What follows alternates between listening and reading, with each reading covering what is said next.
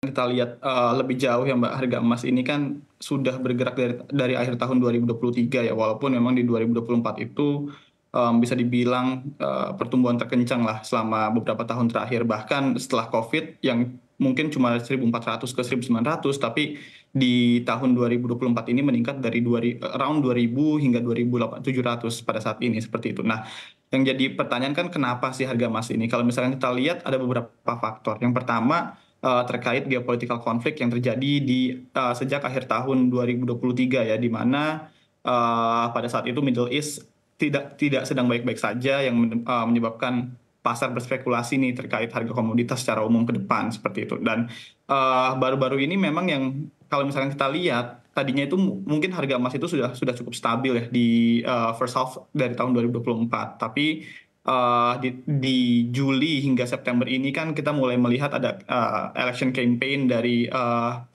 calon-calon presiden Amerika Serikat ya, baik baik yang tadinya Joe Biden sekarang jadi Kamala Harris, lalu juga ada Donald Trump, di mana itu memberikan ketidakpastian yang lebih tinggi lagi ke pasar. Bagaimana direct impact dari inflasi ini, direct impact dari election ini ke inflasi, yang pada akhirnya menyebabkan pasar berspekulasi nih, walaupun apa namanya, suku bunga sudah mulai diturunkan, tapi ketidakpastian dari arah kebijakan yang akan diambil baik oleh Kamala Harris ataupun apa namanya Donald Trump itu memberikan spekulasi yang lebih tinggi untuk pasar, seperti itu. Dan pada Oke. akhirnya emas kembali menjadi aset untuk hedging para investor di tengah ketidakpastian global, seperti itu, Mbak. Oke, baik. Ini artinya ada mungkin wait and see begitu ya dari para pelaku pasar akan kebijakan fiskal yang akan diambil oleh Amerika Serikat ke depannya begitu. Tapi ketika kita melihat mungkin dari sisi kebijakan moneter sendiri dari The Fed ya, kita ketahui juga bahwa dengan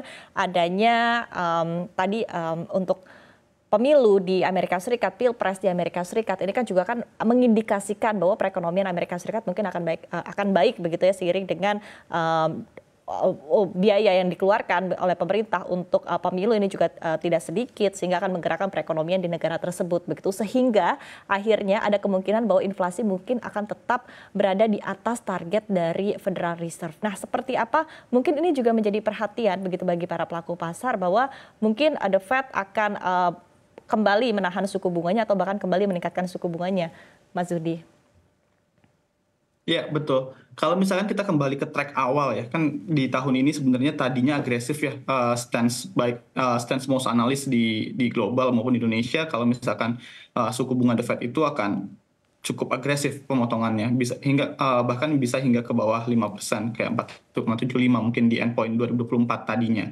Dan sekarang kan yang jadi permasalahan, ternyata election ini udah memberikan indikasi seperti kebijakan apa aja sih yang dibawa oleh Donald Trump, baik yang dinilai sama pasar pada saat ini cukup inflationary begitu, dan juga begitu juga dengan Kamala Harris. Jadi at the end of the time, bisa dilihat harga emas ini tuh bisa dijadikan hedging oleh investor ya, karena di satu sisi apa namanya, kondisi Amerika Serikat yang sedang baik-baik aja itu akan menahan inflasi untuk turun, di mana ketika inflasi tertahan di level yang cukup tinggi, pada akhirnya untuk sebagai alat untuk inflation hedging, investor akan lari ke ke emas. Namun di sisi lain, dengan adanya election ini kita juga harus melihat ada faktor-faktor yang dapat menahan pergerakan harga emas untuk bisa dibilang untuk meningkat lebih tinggi lagi ke depannya. Seperti apa yang tadi sudah disampaikan sebelumnya,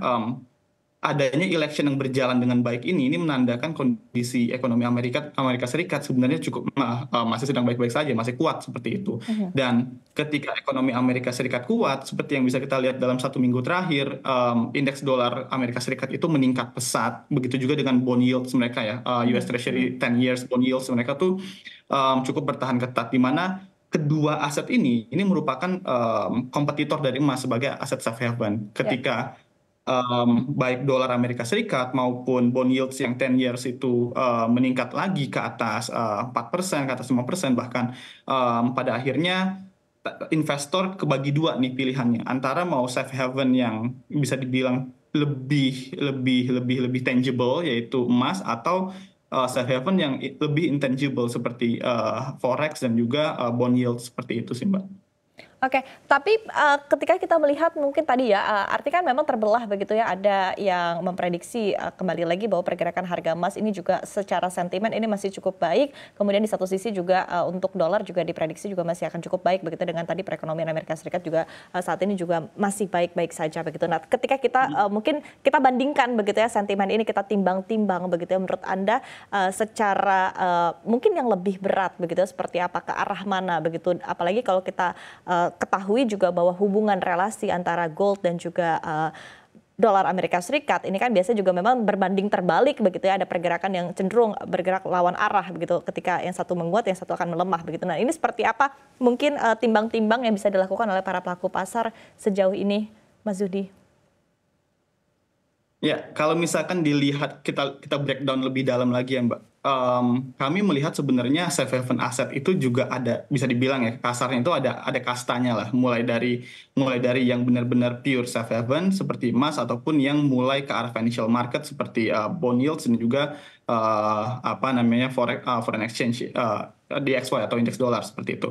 Yang jadi permasalahan ketika kayak tadi misalkan Amerika Serikat inflasinya cukup kuat, yang menandakan sebenarnya kondisi ekonomi mereka di tengah apa namanya, di tengah rumor mereka akan resesi, lalu juga di tengah rumor election mereka tidak baik-baik saja, tapi sebenarnya inflasi itu menandakan apa namanya, kondisi ekonomi mereka yang masih kuat gitu kan. Nah, tapi di sisi lain ada faktor-faktor lain yang dipertimbangkan oleh market, seperti geopolitis stance dari Amerika Serikat terhadap Middle East, yang pada akhirnya itu memperkeruh volatility di pasar, di mana sebenarnya kalau kita bobotkan, ketika tidak ada lagi ya apa namanya, bukan tidak lagi, tapi ketika ketidakpastian di pasar itu menjadi makin kuat, pada akhirnya investor itu akan kembali ke aset safe haven yang benar, bisa dibilang yang benar-benar safe, yaitu emas sebagai komoditas yang dimana ketika ekonomi sedang baik-baik aja harganya cenderung meningkat terus, dan juga ketika ekonomi sedang tidak baik-baik aja malah harga emas itu meningkat lebih pesat seperti itu. Jadi kalau misalkan kita lihat proporsinya di sini, tendensi untuk memilih emas sebenarnya masih sangat kuat. Oke. Dan apa namanya, preferensi investor untuk kembali ke foreign exchange ataupun ke bond yields Amerika Serikat itu mungkin akan terjadi di short term aja nih, sebelum penyesuaian kembali ke medium term to long termnya, yaitu ke emas. Seperti itu sih Mbak. Oke, baik. Tapi untuk prediksi pergerakan harga emas sendiri, begitu menurut Anda ini akan berakhir di rentang berapa begitu untuk di tahun 2024, atau mungkinkah untuk pergerakan harga emas ini bisa menyentuh 3.000 dolar Amerika Serikat per troy ounce-nya? Oke, kalau kita bicaranya average ya, harga rata-rata emas selama tahun 2024 untuk mencapai 3.000 itu sebenarnya cukup tidak mungkin ya kalau kita berbicara average. Karena dengan Mhm, harga mhm. saat ini aja, let's say harga saat ini bertahan hingga akhir tahun, itu mungkin harga emas masih di 2.460 secara average tahun 2024. Tetapi kalau misalkan kita bicara endpoint ya di let's say di akhir tahun 2023 dengan tren yang masih tidak pasti seperti ini, bukan tidak mungkin harga emas itu bisa ke 3.000. Tapi pertanyaannya, apakah harga emas itu akan bertahan lebih lama di 3.000, kan seperti itu. Ya. Nah, Mhm. kalau kita melihatnya mungkin harga emas tidak akan bertahan, kalaupun mencapai 3.000 tidak akan bertahan cukup lama ya, karena nanti apa namanya, election Amerika Serikat selesai, lalu mungkin tensi geopolitik selesai, aset-aset di luar emas itu akan kembali quote unquote bersinar, sehingga investor itu bisa memilih opsi lain selain emas untuk return yang di short termnya, seperti itu Mbak.